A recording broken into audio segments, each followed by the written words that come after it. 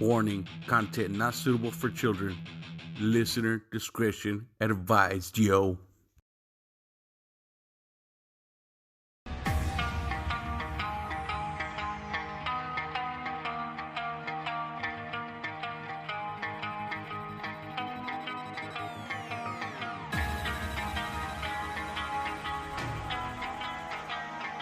Screaming Chewy Show, your source of entertainment and overall fuckery. And it starts now.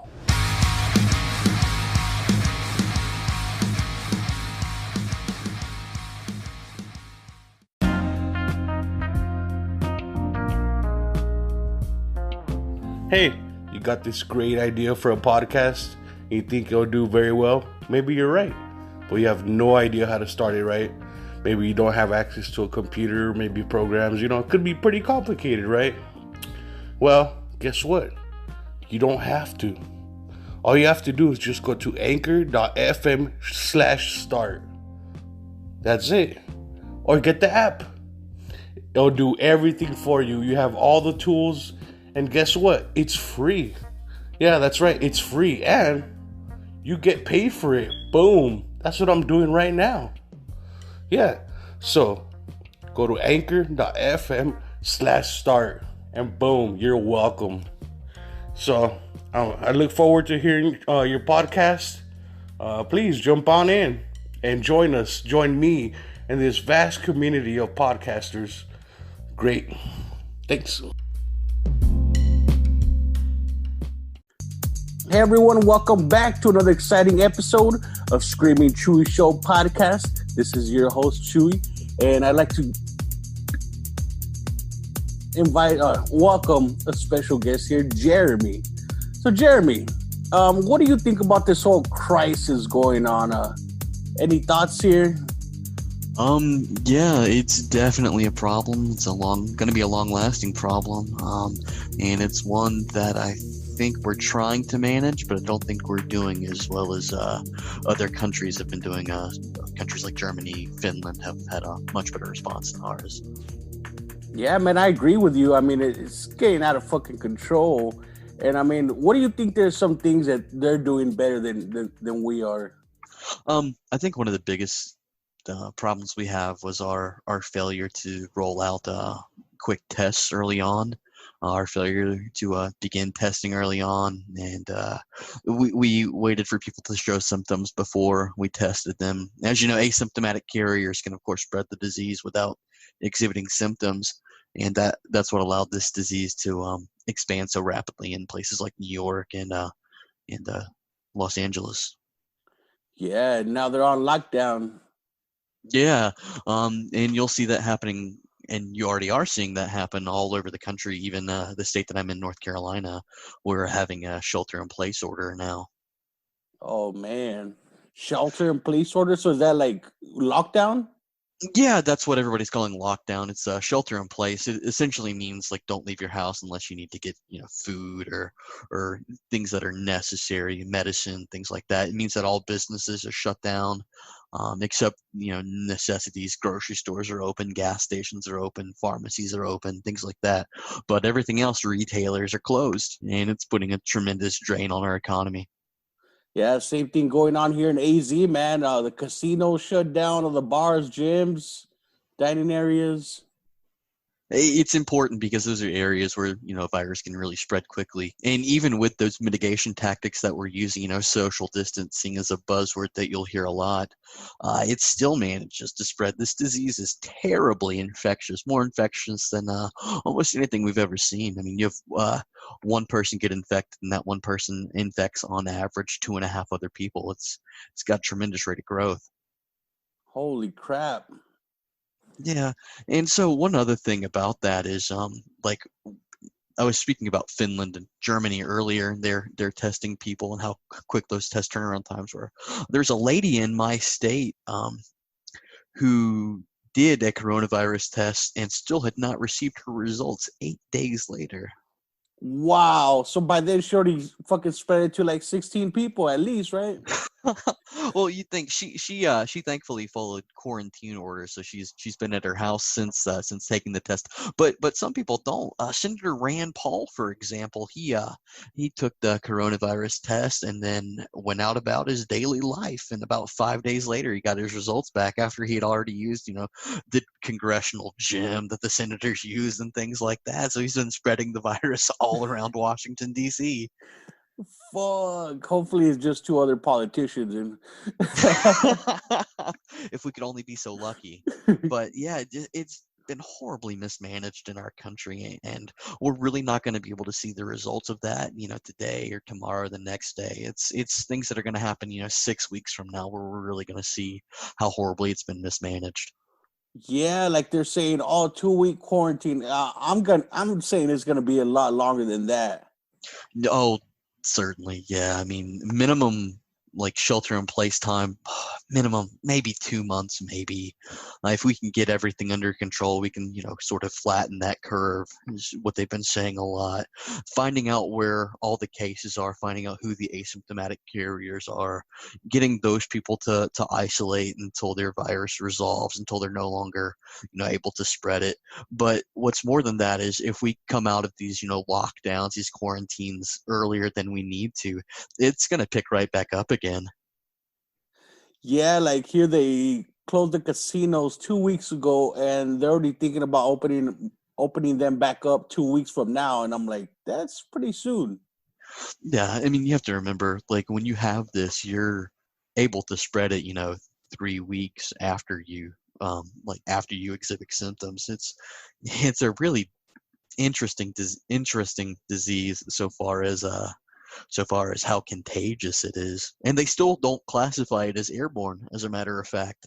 It stays in water droplets and things like that, but the World Health Organization and the CDC here don't classify it as airborne. Oh, okay. So that's just a rumor. Everybody's saying Yeah. that. And talking about rumors, I haven't really looked into this, but I heard that part of the reason this is happening so like being handled so bad is because I heard that our president like shut down our pandemic research or some shit like that. So it's partially true. That's mixed true, mixed false, like almost everything. So there was a position in the Chinese CDC where we had essentially a diplomat, a scientist, but a diplomat who functioned within their CDC to warn us about possible pandemics, epidemics, and things like that, and to give us a heads up. And that's one of the positions that the administration eliminated. Something that really would have given us a heads up.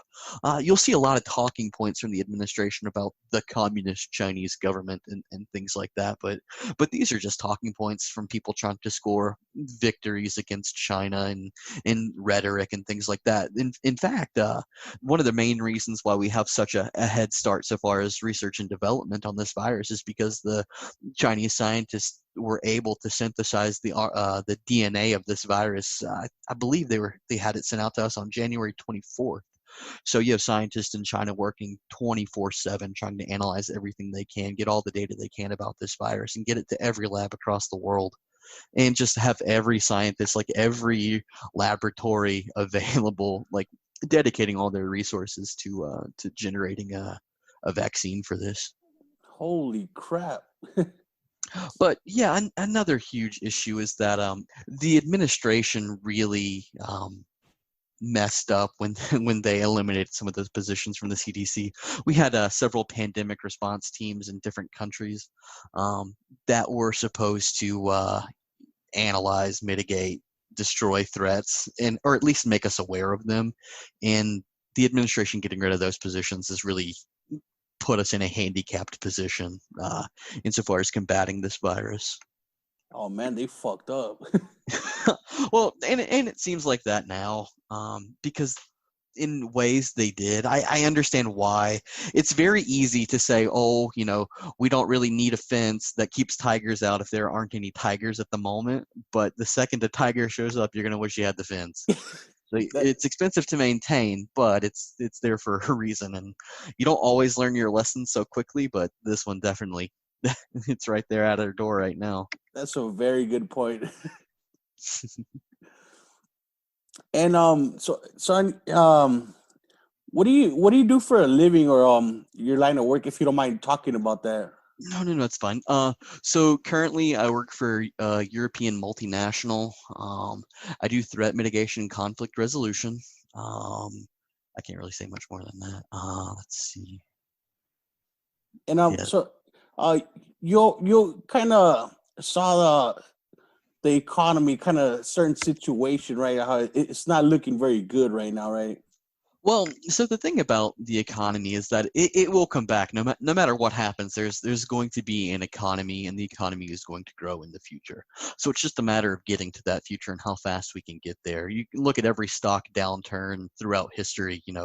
The Spanish flu, the pandemic in 1919, that is.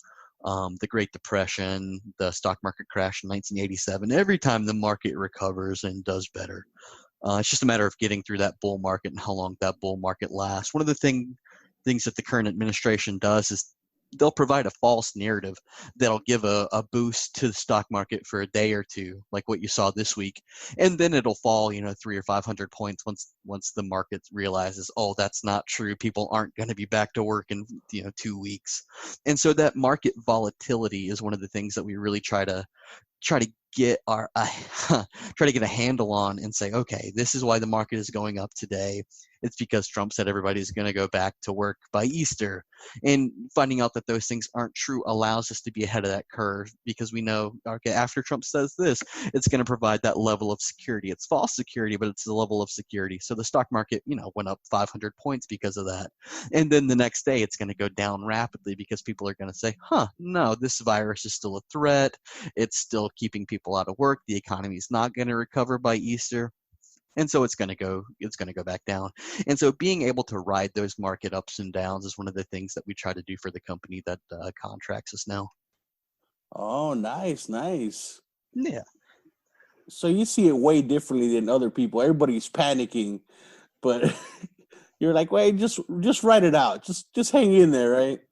Yeah, certainly. And that's one of the things, like not everybody can write it out. And this is coming from a position of privilege on my part, honestly.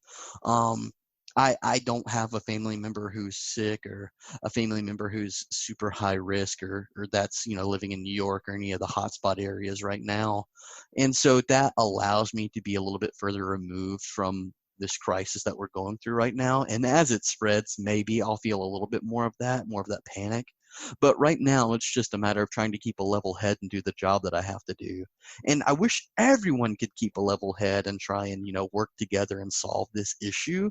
But because of the depth and scope of the issue, you're going to see people squabbling and people trying to put themselves ahead and make themselves look better. And jockeying for position isn't really what you need to do in a time of crisis. You need to circle the wagons. You need to be real with people, pragmatic with people, because people appreciate honesty. People appreciate the truth. That's very true, man. Lots of respect for honest people. Of course. And so tell me about so I had never heard about the Strategic National Supply. Oh yeah, the Strategic National Supply. It's a bunch of warehouses in defensive locations all across the country that keeps almost every kind of resource you can imagine stockpiled. There's oil reserves, a strategic oil reserve for fuel and things like that we might need during a time of crisis. There's medical masks, respirators, pretty much all kinds of medicines and things like that are stockpiled in warehouses, and we can tap into those. The federal government can tap into those whenever they see necessary. And so during times of crisis, when our manufacturing capability is taking a hit, like currently right now, a lot of factories have been shut down because of the spread of coronavirus, or the fear of the spread of it. And so they're not operating at the maximum output or efficiency that they normally would. So being able to tap into those reserves is one of the things that's designed to take some of that strain off of our war effort against this virus. Nice. Yeah, I had never heard about those until you brought it up. Yeah, it's a wonderful idea in practice and in theory, but how it's being used and how those resources are being doled out right now is a little unfair. What you have is the current administration sort of playing favorites. The current administration would like for governors who are asking for help to show some level of fealty towards the president.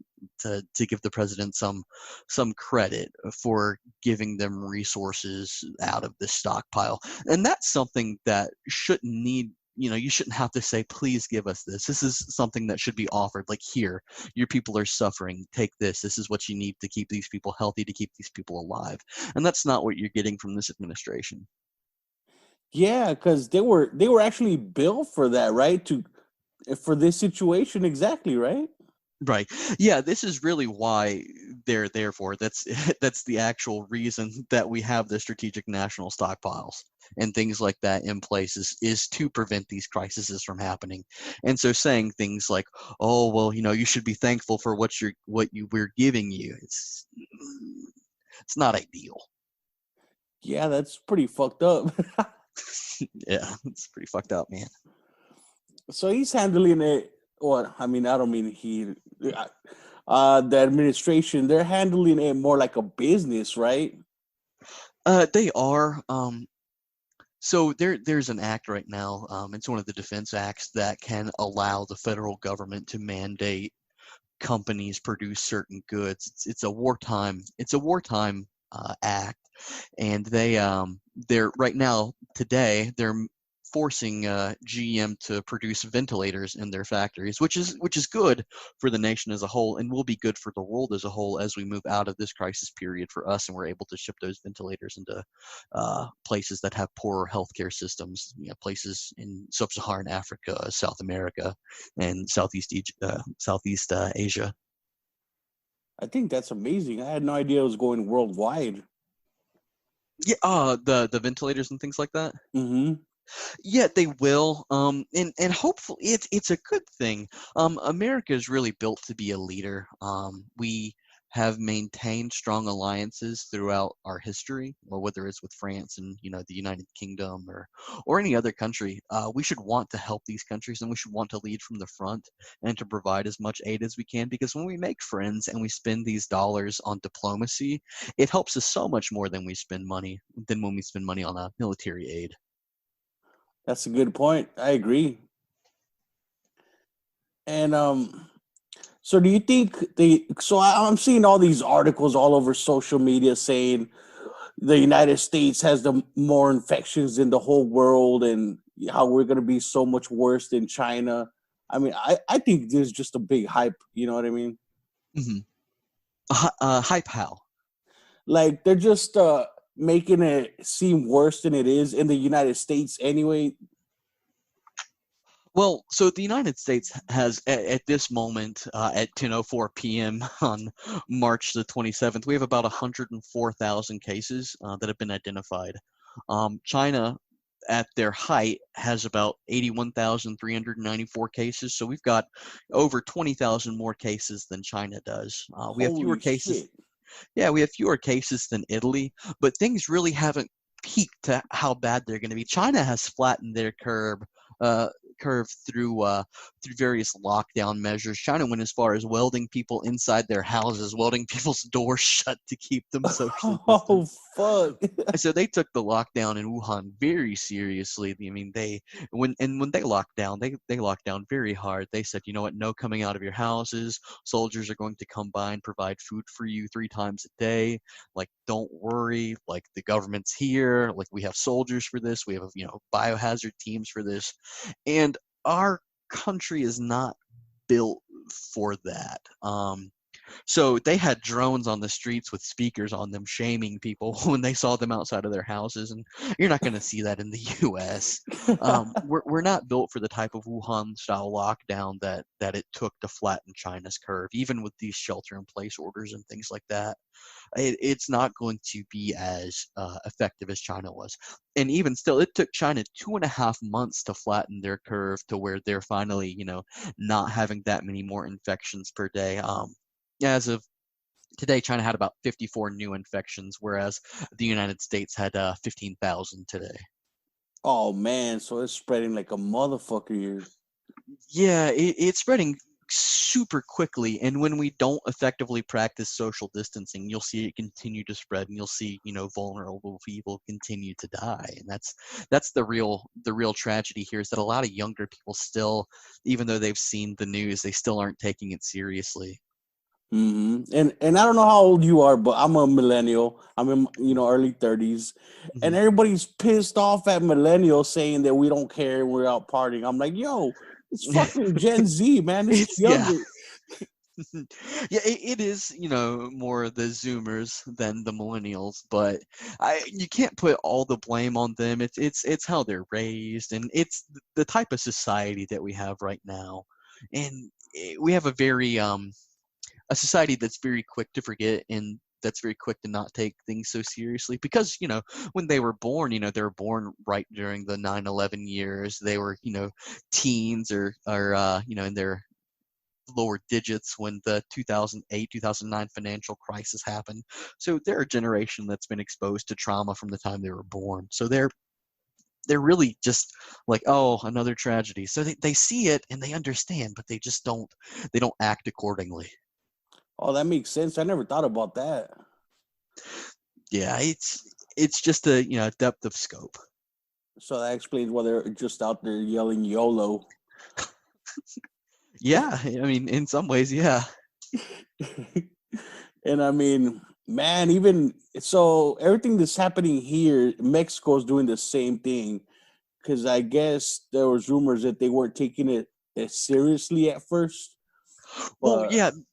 So Mexico is about 3 weeks behind us on this curve, so far as the spread goes, and it's much warmer there. And there's a few theories that go around, like the warmer a climate, the slower the disease spreads, and that's because people aren't necessarily huddled all together. People are further apart, and you can see why that would be true. And so the disease isn't spreading as fast in Mexico as it is here. At least there's no definitive evidence that says that it's spreading as fast.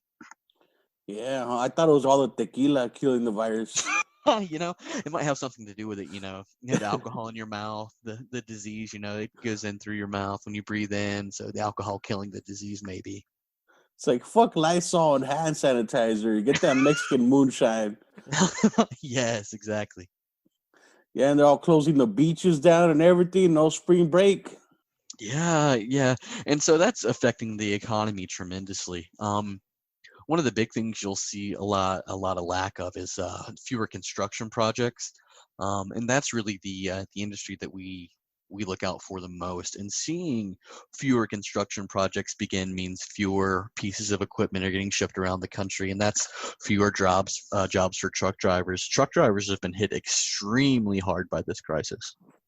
Oh man, and they're the one delivering the supplies, right? Getting all the TP in the stores and Yeah, yeah. So that's a big part of what they do is delivering these goods like toilet paper, like produce and various food goods and things like that. But that's a tremendously small amount of all the items that are shipped on a daily basis. Like if you think about what people buy from day to day. People are buying things like clocks, things like phones, things like toys, or other non-essential goods. That's really the thing that drives our economy. Um, but people not being able to buy those things or not being able to go to stores where they sell those things or buying those things online and whatnot is really, really, really hurting the delivery business and truck drivers. oh man. Hmm. And then all the small, mom and pop stores, they're closing up.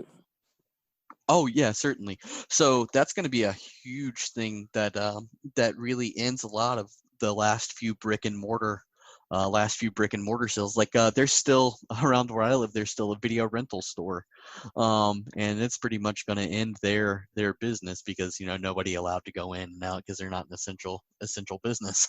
Oh man, same thing here right around the corner, pretty close to my house. There's a what is it called? Video Express, but yeah, just a small video rental store. And Uh, oh, go ahead, bro. Oh, I was gonna say, for movie theaters, it's actually really tragic too, and for movie studios because they're having to hold off on their release dates for a lot of movies. So it's pushing. I know there's a lot of Marvel and Marvel fans out there, the cinematic universe at least, and so them having to push their movies back is gonna set the cinematic universe back a few months. You're right. Wonder Woman. Yeah, all of those. Yeah, I'll push back a bit. Another thing that is really interesting to see, like you saw it with the Invisible Man. I don't know if I can drop movie titles or anything like Oh, that. go ahead, bro. Okay. I actually We- wanted to see that movie. Yeah, because of how they advertised it. They advertised it on Facebook. They advertised it on Snapchat. On every type of social media, you saw an advertisement for The Invisible Man, and it's because they wanted to see how well a movie released streaming could do. And this is a studio movie, not just straight. It wasn't meant to be straight to streaming or straight to your computer, but it was because of the situation now, and they're trying to see how much they can make off of just streaming a release like that. Yeah, I heard they wanted to do that with Wonder Woman. They were thought about releasing it straight to stream, but they ended up just delaying it. Yeah, and that might pay off more for them because DC and Warner Brothers, they have a lot more riding on the success of their movie. Like The Invisible Man, nobody's really going to care about it, but the Wonder Woman movie is a movie that's going to try and breathe some life into DC's cinematic universe. For sure. And even Disney too. I heard they were coming out with a remake of The Little Mermaid, but that's been delayed. Yeah, the Mulan release has been delayed as well, I believe. Oh man, that looked really good too. It does look good. And then Netflix too. Yeah. They were releasing a whole bunch of stuff too. All that's delayed now. Yeah. I'll watch. Hold on, really quick. Sure. Okay, my bad, dude. Oh, you're fine. It was just my roommate. He was telling me I guess they ordered a lockdown for most businesses here. Wow. When does it go into effect? I think from the 29th to from 29th this month till April. Wow. Fuck.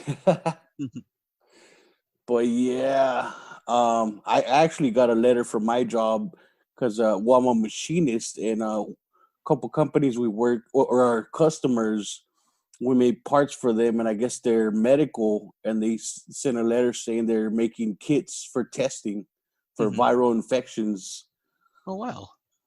I was kind of hoping I'd fucking get a 2-week vacation or some shit, but no, I'm actually glad I'm still working. I can't work from home. Yeah, it's hard to work a CNC machine in your garage. Right? My electric bill will fucking shoot out the fucking roof, man. Oh, that's another thing though, about this pandemic that's really shifted a tremendous burden. It's an unseen burden on a lot of people who are working from home. A lot of people who are working from home aren't sure how to invoice their companies for the ink that they use, or for their cell phones or personal cell phones that they're having to use from work now, or for their internet bills. And so, companies can be like, this is a part of working from home. Well, it isn't. Companies just are supposed to give you a stipend to help cover some of the cost of those things. Oh shit, I didn't think about that. Because you're using your own personal devices, huh?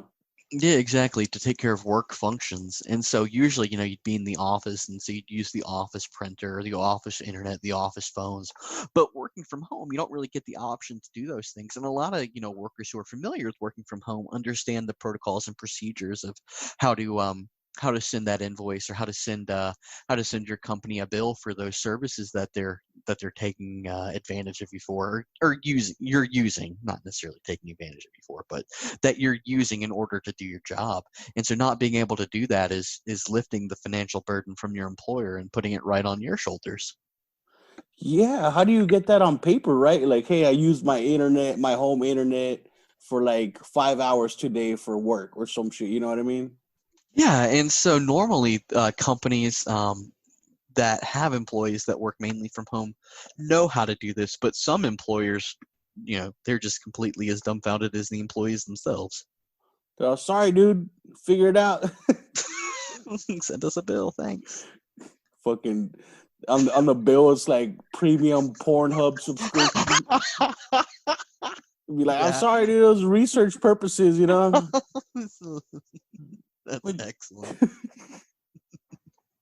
Netflix. Yeah, all the things that you can have a subscription to, Pandora, your Spotify, all that. Hey, why not, right? Yeah. It's on the company's dime this month. Yeah, I mean, some people like taking dumps at work, that way you get paid for it. Yeah, that 5 minutes of solitude, it matters. And when you're in a toilet paper crisis, You could save toilet paper and just hold That's it right. in until you go to work. Exactly. You get there, prairie dogging. You're about to go to the bathroom. They're like, "Hold on, company meeting." Oh fuck! It's gonna have to wait, Janet. I'm prairie dogging here. I can't. Get out of my way. That's excellent. I mean, good thing the human body is amazing, and we have these like warning mechanisms. You know, like when you got to take a dump and you get the chills, you know Yeah. you have to go. Like, Yeah. it's go time. Yeah, you start to get goosebumps. You're just like, all right, held it long enough. Like you could hold it in, but once you get the goosebumps, oh shit, man, You that's better it. go. Yeah. Yep. Yeah, man. So, I mean, I know we're getting a little off topic, but you know, it's fun, right? Yeah, exactly. And so what do you think of this whole situation? How do you think? I mean, of course, we're handling it not as best. You know, we could do a better job. What do you think we could improve on as a nation to handle this better? I mean, it's easy to sit here in the comfort of my living room and say, "Hey, we should do this better," or "We should do that better." One of the things that we really need to do more of, though, is testing. We need to do more testing. We need to have at-home testing kits, so people who think they might have it can test themselves. That's a good idea.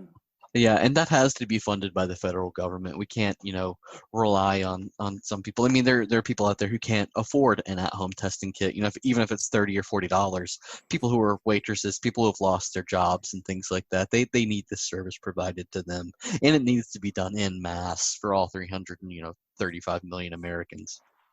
Do you think they'll start doing testings like on the road, like DUI checkpoints?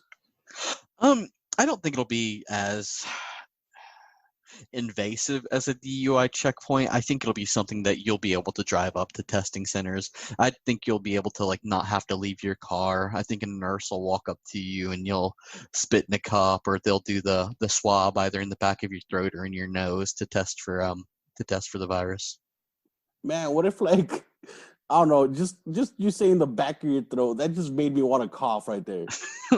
Well, they have to hit the back of your throat to be able to get cultures, I believe.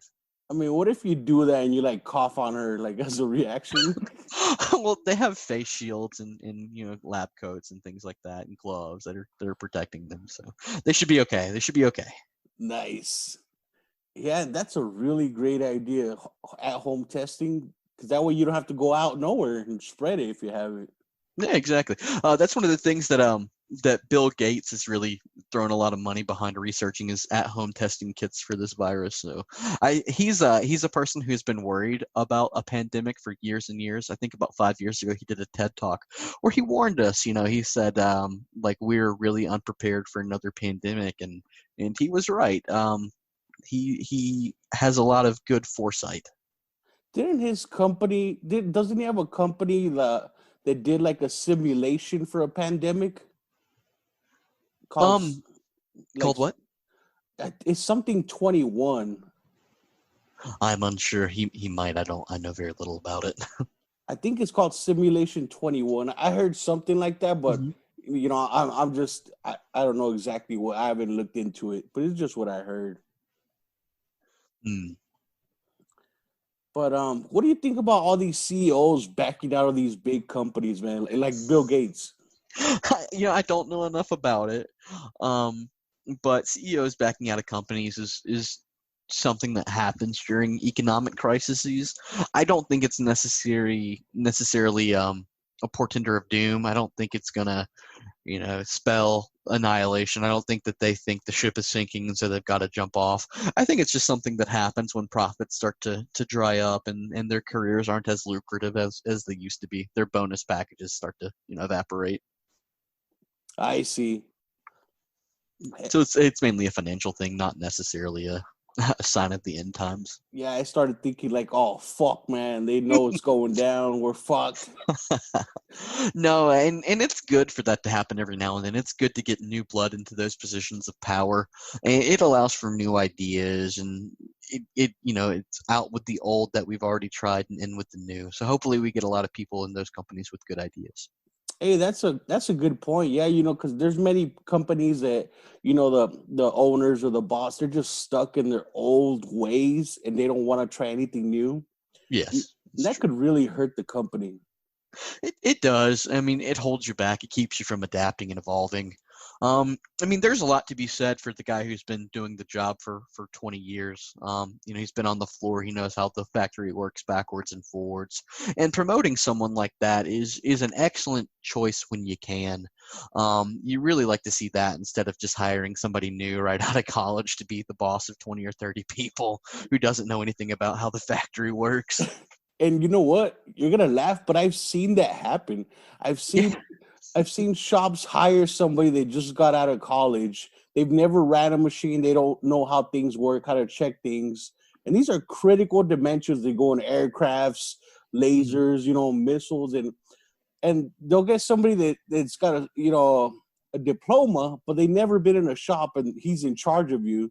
But he's constantly asking you questions like, "Yo, shouldn't I be asking you questions?" Like, yeah. And so a lot of that is they're trained to think critically, but they don't necessarily have the depth of knowledge required to do the job at that point. And so as they age and as they learn more about the job, they generally get better.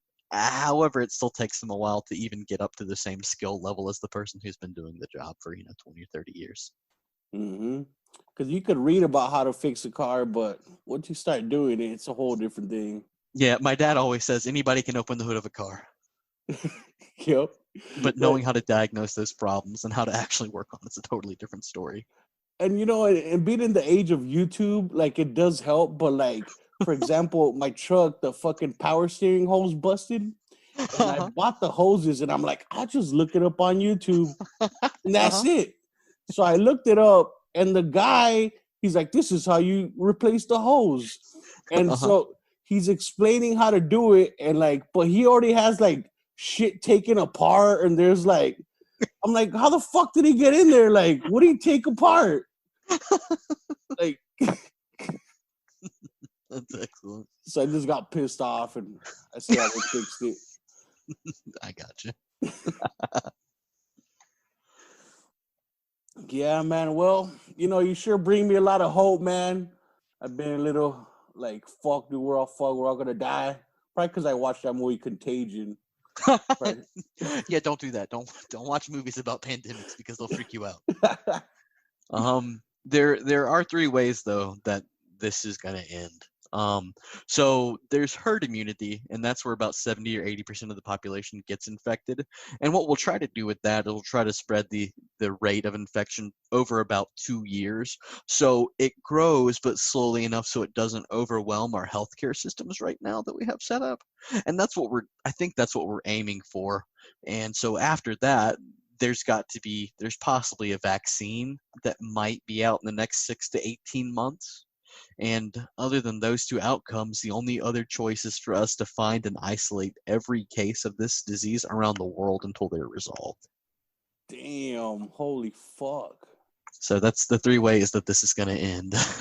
The timetable is not, weeks or months. It's, up to a year, 2 years. And, when you're talking about how in China, how they literally welded people in their homes. Yes.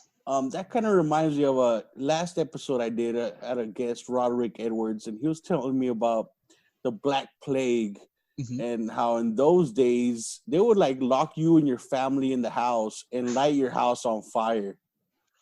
Oh, wow. That's not what we're trying to do now. Right? We don't want to do that. We've grown since then. We're not the people we used to be. Yeah, we've matured. Oh, yeah. The style of lockdown, though, that we'll have to do to prevent the growth of this virus from becoming something we can't handle is, I hope it is not beyond beyond what we can accomplish, but I fear that it might be. That's my biggest fear about this, is that we won't take it seriously enough. We'll get rid of these shelter-in-place orders sooner than we need to, and that the virus will expand and spread more quickly than our healthcare systems can adapt to. Yeah, yeah, man. Like here in Arizona, so we're not in quarantine, but that social isolation is advised. But a lot of people are putting up all over Facebook how, we have like desert trails and scenery, and a lot of people are meeting up at these places, like a fucking whole crowds of people, and people are pissed off. They're like, what the fuck are you doing? Stop. Yep. That's so funny. But I think pretty soon we're gonna go on lockdown here. I think it's just inevitable. Yeah.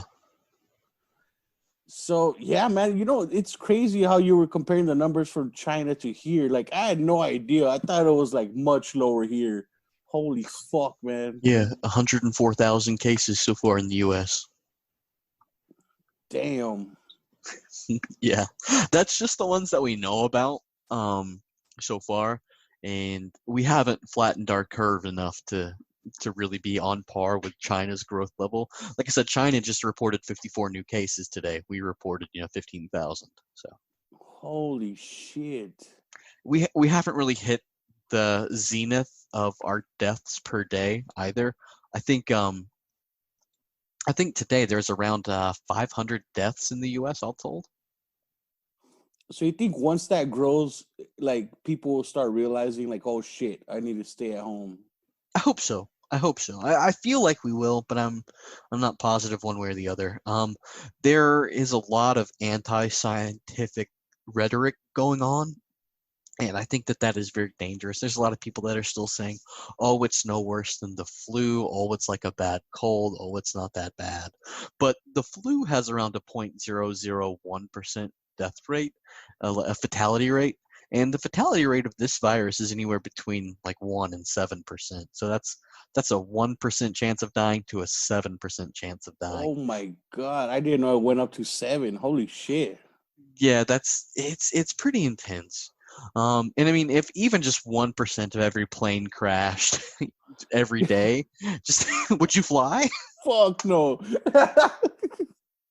You have to look at it like that. Yeah, it's like if I gave you a revolver and there's like one bullet in there, and I'm like, hey man, put this to your head and pull the trigger, but it's only 7% chance it might blow your brains out. Would you pull that trigger, It doesn't matter what the benefit is, you're not going to do it if the outcome is death. And so we have to look at it like that, like we're every single person in the United States, because there's a lot of people that can't make these decisions, about, whether or not they remain open, the people who are at risk, that is, about whether or not they go to their jobs or not. And so they'll be forced to go to work and be exposed to this virus and then potentially, carry it home to their family members who are at risk, or they themselves are at risk. So it's just not ideal. Yeah, and all these young people be like, I don't care. It's not gonna kill me. And then you give it to your grandma. Now grandma's dead. Yeah, exactly. And consequences of your actions. Mm-hmm. Well, man, I mean, very great input, man. I mean, and I think I'm gonna end this pretty soon. And but sure. Thank you for being on, man. Great stuff. I mean, excellent. I really appreciate you having me, Streaming Troy. Yeah, no problem, man. And this is some crazy shit. Like I said, I had no idea about the SNS, the Strategic National Supply, and like there's a lot going on, man. There's a lot of systems that we have in play that are trying to keep us safe. And so if they were used correctly, they'd be working phenomenally, but they aren't, so they aren't. So just little mistakes here and there, but I mean, great attitude, man. You really bring hope,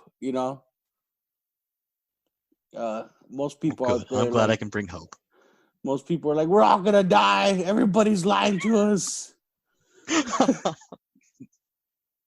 And I mean, it's hard to believe the media or the government. I mean, but I mean, you just gotta just think it rationally and just hope it's not as bad as you think it is, or we think it is, and people stay at home. Yep, follow correct procedures and you'll be fine. And then, in case it turns into a zombie apocalypse, just load up your guns. No, I'm just kidding. Awesome, man. Well, like I said, man, thanks again. Thank you very much for being on. Yeah, thank you for having me on. All right, man. Peace. All right, peace.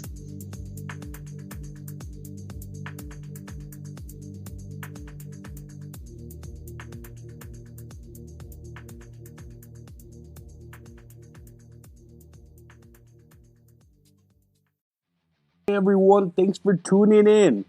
And if you'd like to support this podcast, you can find me at anchor.fm/screamingchewy@gmail.com. There'll be 3 options for a monthly subscription. First one, I believe, starts at $1 a month, yo. Yeah, $1 a month. Yeah, and if you don't want to, that's cool. You can follow me on Facebook and YouTube, Screaming Chewy Show, for some memes, some more videos, full episodes, and behind the scenes kind of deal, right? You can follow me on Twitter, Screaming Chewy. Yeah, not Screaming Chewy Show. I should probably change it. But it's just Screaming Chewy. And thanks for listening. Peace.